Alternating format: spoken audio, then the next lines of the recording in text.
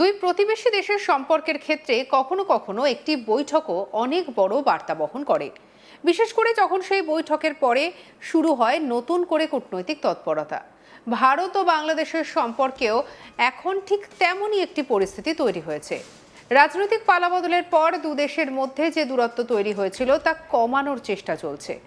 একাধিক গুরুত্বপূর্ণ বিষয় নিয়ে চলছে আলোচনা, আর তার মধ্যেই সামনে আসছে দুই দেশের শীর্ষ নেতৃত্বের সম্ভাব্য বৈঠক। বাংলাদেশে রাজনৈতিক পরিবর্তনের পর ভারত বাংলাদেশ সম্পর্ক কোন পথে এগোবে সেটাই এখন একটা বড় প্রশ্ন। কারণ দুই দেশের মধ্যে সম্পর্কের সঙ্গে জড়িয়ে রয়েছে বাণিজ্য, সীমান্ত, যোগাযোগ, জ্বালানি এবং আঞ্চলিক নিরাপত্তার মতো গুরুত্বপূর্ণ বিষয়। তাই বাংলাদেশের নতুন সরকারের সঙ্গে ভারতের সম্পর্ক কতটা স্বাভাবিক হয় তার উপর নজর রয়েছে কূটনৈতিক মহলের। এই পরিস্থিতিতেই সামনে আসছে বাংলাদেশের প্রধানমন্ত্রী তারেক রহমানের সম্ভাব্য ভারত সফরের খবর।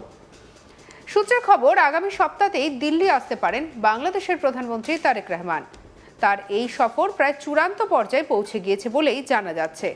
সফরকে ঘিরে নয়াদিল্লি এবং ঢাকার প্রস্তুতিও শুরু হয়েছে বলে খবর, যদিও এই বিষয়ে একদম চূড়ান্তভাবে এখনো পর্যন্ত কিছু জানা যায়নি। এই সফর হলে প্রধানমন্ত্রী হওয়ার পর এটাই হবে তারেক রহমানের প্রথম ভারত সফর, আর স্বাভাবিকভাবে এই সফরের দিকে নজর থাকবে দুই দেশেরই। কয়েকদিন আগেই বাংলাদেশের প্রধানমন্ত্রীর দপ্তরে গিয়ে তারেক রহমানের সঙ্গে বৈঠক করেছিলেন ভারতের বাংলাদেশ হাই কমিশনের দীনেশ ত্রিবেদী, আর সেই বৈঠকে তাকে ভারতে সফরের আমন্ত্রণ জানানো হয়েছিল বলেই জানা গিয়েছে। এরপর থেকেই সম্ভাব্য সফর নিয়ে আলোচনা শুরু হয়। এখন জানা যাচ্ছে সেই সফর প্রায় চূড়ান্ত, তবে এখনো একটি বিষয় পুরোপুরি নিশ্চিত নয়, সফরের তারিখ। নির্দিষ্ট তারিখ একাধিক রিপোর্টে বলা হয়েছে নয়াদিল্লির পক্ষ থেকে 21 এবং 22 অগস্ট সফরের প্রস্তাব দেওয়া হয়েছে। আবার বাংলাদেশের দিক থেকে সেপ্টেম্বরের প্রথম সপ্তাহতে তুলনামূলকভাবে সুবিধাজনক সময় হিসেবে দেখানো হচ্ছে বলেও খবর রয়েছে। আবার অন্যদিকে আগামী সপ্তাহেই তারেক রহমান ভারতে আসতে পারে বলে সূত্রের দাবি। অর্থাৎ সফরের বিষয়ে দুই দেশের মধ্যে আলোচনা যথেষ্ট এগোলেও চূড়ান্ত সূচি এখনো প্রকাশ করা হয়নি। ফলে সফর হলে সবথেকে বেশি নজর থাকবে প্রধানমন্ত্রী নরেন্দ্র মোদীর সঙ্গে তারেক রহমানের বৈঠকের দিকে। কারণ এই বৈঠকে দুই দেশের আগামী সম্পর্কর গতিপথের ক্ষেত্রে গুরুত্বপূর্ণ হয়ে উঠতে পারে।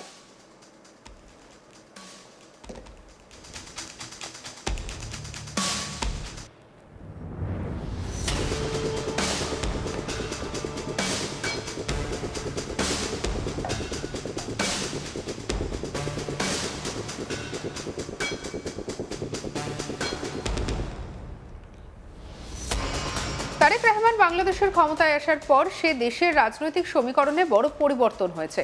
সেই পরিবর্তনের প্রভাব ভারত বাংলাদেশ সম্পর্কের উপরে পড়েছে। ফলে বাংলাদেশের নতুন সরকারের সঙ্গে সম্পর্কের ক্ষেত্রে ভারতকে নতুন করে কৌশল নির্ধারণ করতে হচ্ছে। 2024 সালের অগাস্টে শেখ হাসিনা সরকারের পতনের পর থেকেই ভারত বাংলাদেশ সম্পর্কের মধ্যে টানাপোড়েন তৈরি হয়। শেখ হাসিনা ভারতে চলে আসার পর তাকে ঘিরে দুই দেশের মধ্যে কূটনৈতিক মতপার্থক্য আরও বাড়ে। বাংলাদেশের পক্ষ থেকে শেখ হাসিনাকে দেশে ফেরানোর দাবি জানানো হয়েছে। তাকে বাংলাদেশের হাতে প্রত্যর্পণের বিষয়টি দুই দেশের আলোচনায় গুরুত্বপূর্ণ হয়ে উঠেছে। আর এই পরিস্থিতির মধ্যে বাংলাদেশের নতুন সরকার ক্ষমতায় এসেছে। নতুন বিএনপি সরকার অবশ্য ভারতের সঙ্গে সম্পর্ক পুনর্গঠনের বার্তা দিয়েছে। ঢাকার পক্ষ থেকে বোঝানো হয়েছে ভারতের মতো গুরুত্বপূর্ণ প্রতিবেশী দেশের সঙ্গে সম্পর্ক স্বাভাবিক রাখা বাংলাদেশের জন্য অত্যন্ত গুরুত্বপূর্ণ। আর সেই বার্তার পর সাম্প্রতিক সময় দুই দেশের মধ্যে কূটনৈতিক যোগাযোগও কিছুটা বেড়েছে। গত এপ্রিল মাসে বাংলাদেশের বিদেশমন্ত্রী খলিলুর রহমান নয়াদিল্লিতে এসে ভারতের বিদেশমন্ত্রী এস জয়শঙ্করের সঙ্গে বৈঠক করেন। আর সেই বৈঠকে দুই দেশের বিভিন্ন গুরুত্বপূর্ণ বিষয় নিয়ে আলোচনা করা হয়।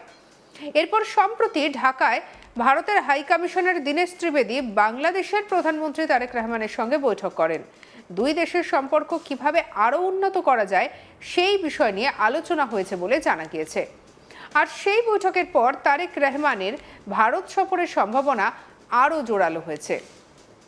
এখন যদি সফরটি হয় তাহলে শুধু রাজনৈতিক সম্পর্ক নয়, দুদেশের মধ্যে দীর্ঘদিন আলোচনায় থাকা একাধিক সমস্যাও উঠে আসতে পারে। তার মধ্যে প্রথমেই রয়েছে বাণিজ্য। ভারত এবং বাংলাদেশের মধ্যে দীর্ঘদিন ধরে বড় ধরনের বাণিজ্যিক সম্পর্ক রয়েছে।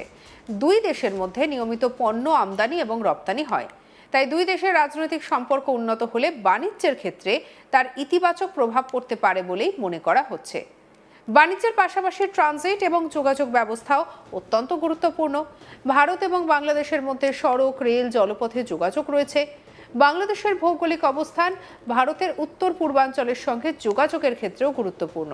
তাই দুই দেশের মধ্যে পরিবহন ব্যবস্থা আরও সহজ করা, পণ্য পরিবহন বাড়ানো এবং যোগাযোগের নতুন সুযোগ তৈরি করার মতো বিষয় নিয়ে আলোচনা হতে পারে। এর পাশাপাশি জ্বালানি সহযোগিতা আলোচনার একটি গুরুত্বপূর্ণ বিষয় হয়ে উঠতে পারে। বাংলাদেশের অর্থনীতি এবং শিল্পের জন্য নিরবিচ্ছিন্ন জ্বালানি সরবরাহ অত্যন্ত গুরুত্বপূর্ণ। ভারত ও বাংলাদেশ এর আগে বিদ্যুৎ ও জ্বালানি ক্ষেত্রে সহযোগিতা করেছে। তাই ভবিষ্যতে এই সহযোগিতা আরও বাড়ানো যায় কিনা সেই বিষয়ে দুই দেশের শীর্ষ নেতৃত্বের মধ্যে আলোচনা হতে পারে। আরও একটি গুরুত্বপূর্ণ বিষয় হলো সীমান্ত ব্যবস্থাপনা। ভারত ও বাংলাদেশের মধ্যে দীর্ঘ স্থল সীমান্ত রয়েছে। সীমান্তের নিরাপত্তা, চোরাচালান, সীমান্তবর্তী এলাকায় মানুষের সমস্যা এবং দুই দেশের নিরাপত্তা সংস্থার মধ্যে সমন্বয়ের মতো বিষয়গুলি দীর্ঘদিন ধরেই আলোচনায় থাকে। তাই তারেক রহমানের ভারত সফরে সীমান্ত ব্যবস্থাপনা নিয়ে নতুন করে আলোচনা হতে পারে। আঞ্চলিক নিরাপত্তা বিষয়টিও বাদ বলা যায় না। দক্ষিণ এশিয়ার নিরাপত্তা পরিস্থিতি, জিহাদ মোকাবিলা, সীমান্ত নিরাপত্তা এবং প্রতিবেশী দেশগুলির সঙ্গে সহযোগিতার মতো বিষয়গুলি দুই দেশের কাছেই গুরুত্বপূর্ণ। তাই ভারত এবং বাংলাদেশের দ্বিপাক্ষিক সম্পর্কের পাশাপাশি বৃহত্তর আঞ্চলিক পরিস্থিতি নিয়েও আলোচনা হতে পারে।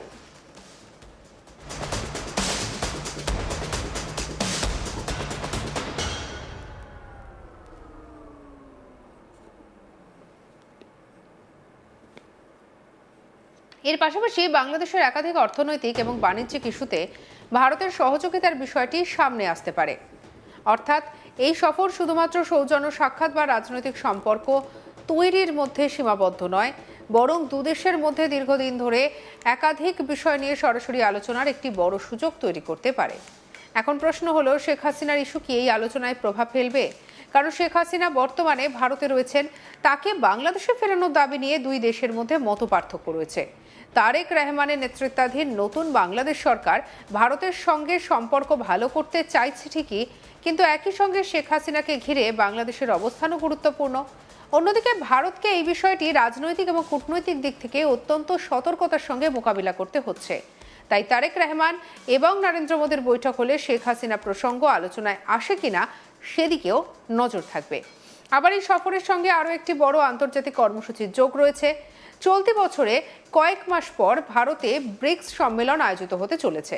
সেই উপলক্ষে প্রধানমন্ত্রী নরেন্দ্র মোদীর সঙ্গে দ্বিপাক্ষিক বৈঠকের জন্য বাংলাদেশের প্রধানমন্ত্রী তারেক রহমানকে আলাদাভাবে আমন্ত্রণ জানানো হয়েছে বলে জানা যায়। ফলে ব্রিক্স সম্মেলনের আগে যদি তারেক রহমানের আলাদা ভারত সফর হয়, তাহলে সেটি দুই দেশের মধ্যে উচ্চ পর্যায়ের যোগাযোগ আরও বাড়ানোর সুযোগ তৈরি করতে পারে।